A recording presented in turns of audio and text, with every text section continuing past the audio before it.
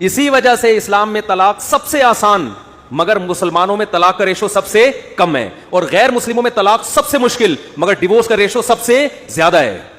آج بھی میں ان ایتھیسٹ اور لبرل لوگوں سے پوچھتا ہوں، بتاؤ ریسرچ کر کے سب سے کامیاب فیملی سسٹم مسلمانوں کا ہے یا نہیں ہے؟ حالانکہ اس فیملی کو توڑنا 3 الفاظ کا کھیل ہے، اس کے باوجود کوئی یہ کھیل نہیں کھیلتا۔ پتہ ہے بھائی اس کا نتیجہ کیا نکلے گا؟ ایک محلے میں نا ہمارے ایک صاحب رہتے تھے، ان کا اپنی بیگم سے پھڈا ہوتا تھا، ہر تھوڑے دن میں پھڈا، اور ایسا ٹائٹ پھڈا ہوتا تھا، وہ میاں بیوی لڑتے ہی رہتے تھے۔ جب بھی لڑتے نا تو وہ شوہر ایسے آستینے چڑھاتا، بولتا بھی میں تجھے طلاق دیتا ہوں، بس میں دینے والا ہوں، بس اب تو بس بنتی ہے، میں بس دینے والا ہوں، بسم اللہ الرحمن الرحیم، یوں کر کے نا نگل لیتا الفاظ۔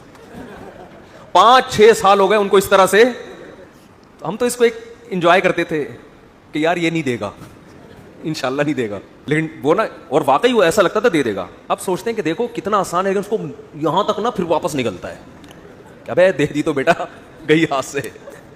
آپ کہہ سکتے ہوں گے مفتیوں کے پاس تو صبح و شام طلاق کے کیس آتے ہیں، لیکن آبادی کا ریشو کے لحاظ سے وہ بہت کم ہوتے ہیں۔ جتنی شادیاں ہو رہی ہیں الحمدللہ اتنی طلاقیں ہو نہیں رہی ہیں۔ آتے ہیں ہمارے پاس صبح و شام آ رہے ہوتے ہیں طلاق کے، لیکن جو ریشو ہے آبادی کا، اس میں جتنے جنازے آتے ہیں نا اس سے کم طلاقیں آتی ہیں۔ تو وہ اس لیے ان کو بھی وہ بھی طلاقیں کیوں نہیں؟ اویئرنیس نہیں ہے، اور وہ بھی اس وجہ سے ہے کہ اسلام پہ پراپر عمل نہیں ہو رہا۔ اسلام نے برداشت کا حکم دیا آپ کو، روزہ رکھنے کا حکم دیا، قوت برداشت بڑھتی ہے، نشے پر پابندی لگائی۔ زیادہ تر ڈیورس کے کیس ان لوگوں کے ہیں جو ڈپریشن کی گولیاں کھا رہے ہیں، نشہ کر رہے ہیں، اور اس طرح کے کیسز میں وہ دل برداشتہ ہو جائے، ان میں برداشت ہی نہیں ہے۔